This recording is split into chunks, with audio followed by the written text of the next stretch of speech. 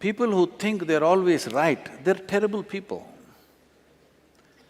You produce tyrants out of this. I am always right, I made all the right decisions in my life, this is a tyrant. It becomes a very ugly human being who does everything right. You don't have to do right things, just be a little more human. Just make sure when you do something, it's good for you and good for everybody around you, that's all. It is right, it is wrong, who is to decide? If it's bringing well-being to everybody, it is the right thing, isn't it? Nobody can decide what is right and what is wrong, because for 1,000 years they've debated the same things and nobody has come to a conclusion as to what is right and wrong.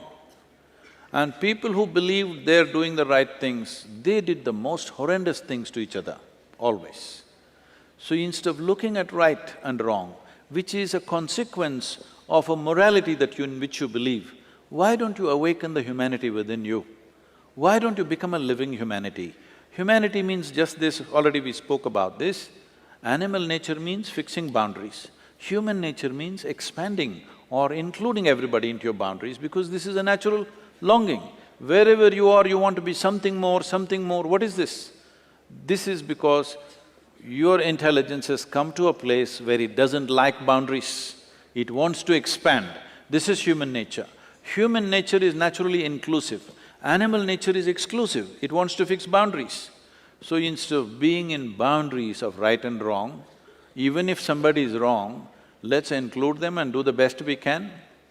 Because the moment you think, I'm doing all the right things, everybody looks wrong in your life.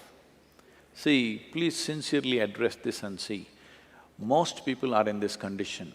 Except themselves, everybody is wrong somewhere.